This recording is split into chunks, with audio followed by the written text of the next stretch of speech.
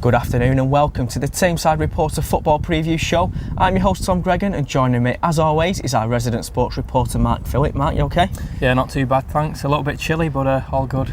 All good indeed. As you can see, we're at the Tameside Stadium, home of Curzon Ashton, and we're going to start by talking about Curzon Ashton, who travelled to AFC Telford United last Saturday. Mark, we predicted a draw for this one. Unfortunately, Curzon fell to a 3-1 defeat. What went wrong for the Nash? No idea, to be honest with you, and they actually took the lead in that game through Niall Cummings in the 12th minute, then obviously Telford drew matters level through Josh Wilson in the 24th minute, and then went on to score another 2 goals, making it 3-1. I think it's a really disappointing result, especially given the fact that Curzon took the lead in that one. On Monday night, Curzon were back here at the Tameside Stadium hosting Worcester City. It ended in a 1-1 draw. Mark, I know you were at the game. What did you make of Curzon's performance? I don't think it was up to scratch, to be honest with you. Me and you both have seen them quite a few times this season, and especially in that FA Cup run they were putting in some absolutely brilliant performances. Just not at that level on Monday evening. They could have took the lead early on in the game from the penalty spot through Paul Ennis. However, he had his penalty saved. Then Worcester actually took the lead in the 54th minute through Colby Bishop. But Curzon were quite fortuitous because they drew matters level through an own goal. So a share of the spoils, 1 point from a possible 6 over the last 2 games. They need to be picking up points now. Well, the next opportunity to pick up points is on Saturday when they host AFC Fylde here at the Tameside Stadium. Mark, AFC Fylde are flying high at the top of the league. I think they're 9 points clear. It's not going to be an easy afternoon for Curzon. Well, it's the toughest of tests for Curzon tomorrow afternoon. Fortunately, they are here at the Tameside Stadium. Hopefully they can make home advantage count. But as you say, Fylde, one of the best teams in the league. They also boast prolific striker Danny Rowe, who scored 32 goals this season. Already in January. Exactly. Prolific. So the Curzon defence will have to stay sharp. Hopefully they can thwart the danger tomorrow. Well, Curzon have got a striker of their own returning to the club. Matt Warburton has rejoined from Salford City after leaving in the summer. Mark, what will Curzon be hoping he brings to the squad? Goals. It's got to be goals because I think although Niall Cummings has done pretty well since Adam Morgan departed for Halifax Town, they need to be scoring more goals. I didn't think they offered much up top on Monday evening here at the Tameside Stadium. Warburton, he's a proven goal scorer. I think he scored 14 times in 41 appearances during Curzon's debut season in the National League North. So hopefully he can come with some impetus and get the goals for Curzon. Well, we'll move on now to Curzon's National League North rival Stalybridge Celtic, who were supposed to be in action at home to Salford City last weekend in the Manchester Premier Cup semi-final. That game was postponed due to a frozen pitch, so we'll look ahead to this weekend where they travel to Gainsborough Trinity in what is a huge game down at the bottom of the league. Yeah, certainly. I mean, the way I see it is, if Stalybridge Celtic don't pick up the 3 points against Gainsborough, they are in real danger, and I think it pretty much condemns them to the Everstick Premier next season. A win for Gainsborough tomorrow will take them 15 points clear of Celtic. That is a huge margin to make up. Then on Tuesday night, Stalybridge are in action in the Cheshire Senior Cup first round away at Crewe Alexandra. What sort of Will they be prioritising this tournament, Mike? What sort of team do you think they'll send to Crewe? I highly doubt it, but I still think that Paul Phillips and Steve Halford will be wanting to progress in this competition because the winner of next Tuesday's tie will meet Stockport County at home in the 3rd round. Stockport County, come in numbers to pretty much every ground they visit, especially to a close ground like Stalybridge Celtic, and that'll be good for Celtic's finances, so I'm sure they'll want to progress. Well, we'll move on now to the Evo-Stick Premier Division. Tameside has got one team in that league, which is of course Ashton United. They were due to play Colville Town last weekend, but unfortunately that game also fell foul of the weather. They were in action on Tuesday though in the Integral League Cup, Mark, hosting Northwich Victoria. They won 1-0. A good result? A good result, but I think it's expected given Northwich's troubles this season. Of course, they are bottom of the Everstick First Division South. They've just been deducted 10 points for entering administration. So I think that result was expected on Tuesday. Ryan Crowther scored the only goal in the 76th minute, and he's been banging form at the moment. Well, Ryan Crowther's been in form, and so have Ashton. That's 3 wins on the bounce. They've got the opportunity to make it 4 at home to Halesoe in town this weekend. Should Ashton be looking for 3 points in this one, Mark? I think if they've got ambitions of reaching the playoffs this season, then they have to be beating sides like Halesoe in town. But then again, Halesoe beat Whitby Town last weekend at 2-0. And of course, Ashton beat Whitby Town not so long ago. Whitby are vying for that title this season, so that was a great result for them. But hopefully Ashton can make it 4 wins on the bounce. You mentioned Ashton's sort of playoff hopes. It's something we've talked about a lot this season. They're currently 8 points outside the playoff places. Just what do you make of Ashton's chances of actually getting into the playoffs for a 4th consecutive season? I think they've got a mountain to climb now. As you said then, 8 points below the playoff zone at the moment. They have to be winning these games against the likes of Halesowen if they are to realistically push into the playoffs for a 4th consecutive season. Do I see them doing it this season? I think they'll just miss out, but given the upheaval that's taken place over the previous few months, I think a mid-table finish will be absolutely brilliant for them.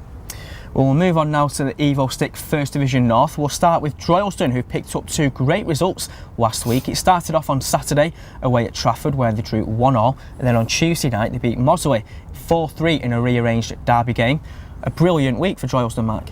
Magnificent week, and that pretty much secures Droylsden's position in the Evo Stick First Division North for another season. 2 hugely important results for them. A 1-1 draw at Trafford, who entered that game in 3rd place. That's incredible to say the least, because it was only 4 weeks ago when Droylsden just couldn't pick up a victory no matter how much they tried. So they've turned the fortunes around, and I think Dave Pace's side, I'm going to say it, I'm optimistic, they can keep building on these recent results. There's no reason why they can't have a late playoff charge. Well, Droylsden have got the perfect opportunity to extend their good form when they host Burscough this weekend at the Butchers Arms. Burscough are bottom of the league, Mark, so Droylsden must be thinking they're going to get 3 points this weekend. Absolutely, they'll enter this game full of confidence, but then again, Burscough picks up a 2-1 victory over Brighouse Town last weekend. They are rock bottom of the league. They picked up that winner in the 90th minute last weekend, so maybe they were a bit fortuitous, but I think Droylsden are going to claim the 3 points in this one. Now, you spoke about Droylsden's perhaps optimistic playoff ambitions. On Tuesday night, they host Farsley Celtic, who sit in 6th place. They've got massive playoff ambitions this season. So if Droylsden pick up a win there, what does that say about their chances? Well, it says that they've got every chance of reaching the playoffs this season. Farsley Celtic, I actually think they've got about 5 games in hand on the teams in and around them. So if they can actually win these 5 games in hand, then they'll be challenging for the title. So it will be a big ask for Droylsden to claim the 3 points. But as you said then, they'll be looking to extend that really good form, and I don't think there's any reason why they can't, especially given they got a draw at Trafford last weekend. Let's hope so. We'll talk about Glossop now, who, yet again, their game at the weekend fell foul of the weather. They were due to be playing at Radcliffe Borough. However, this weekend, they're back at Surrey Street hosting Tadcaster Albion.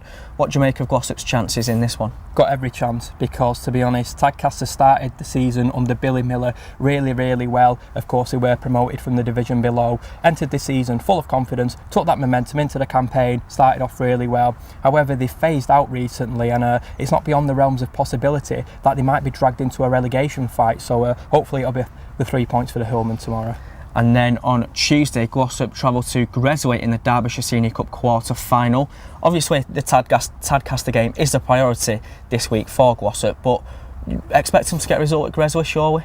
I do, and we must mention that that game has been switched to Gresley's ground because the game's been postponed twice in the space of 7 days now. That's an 8 p.m. kick-off. But to answer your question, I do expect them to get a result against Gresley, because Gresley, I think they're in the Evo Stick First Division South. They're pretty much on level footing with Glossop in terms of ability, but Glossop have prolific strikers. Jamie Rainford, Mike Norton and Max Leonard. If they play, they stand every chance. Let's hope so. We'll talk about Mossley now, who, you guessed it, their game was postponed last weekend when they were due to host Goole AFC. They did have that game on Tuesday night at Droylsden, where they lost 4-3. Back in action this weekend against Ossett Albion, Mark. Mossley sitting 17th, Ossett Albion in 19th. A huge game.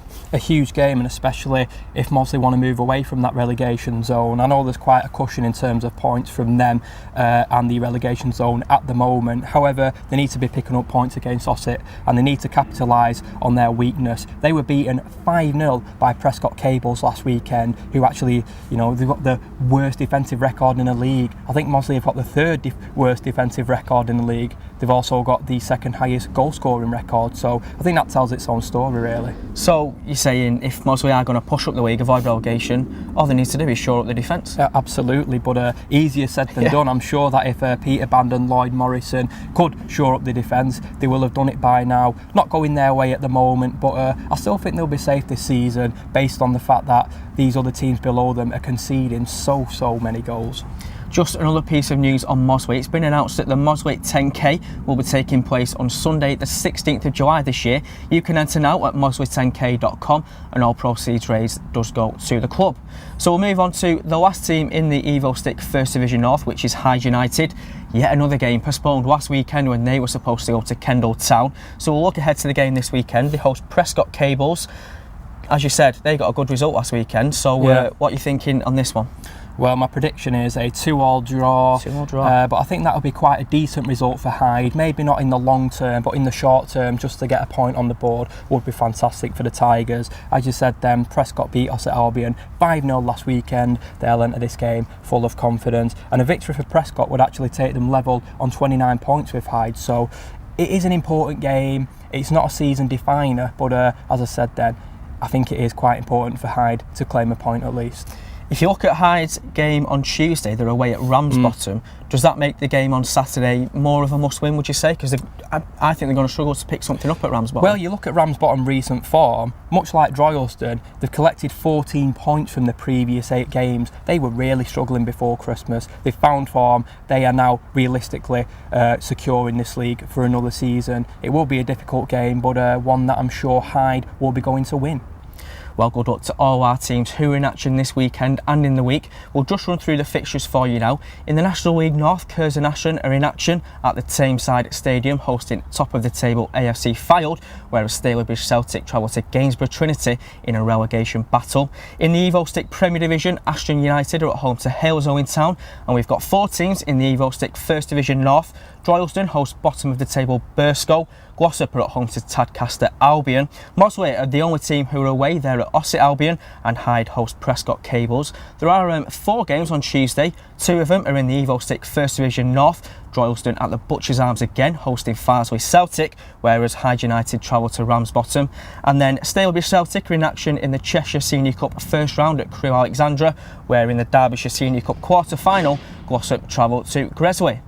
Well, that's all for this week. Thanks for watching. Don't forget, for a more in-depth roundup of all Tameside teams, you can listen to the Sporting Spotlight tonight with Mark, myself, Lee and Martin on Tameside Radio at 6 o'clock.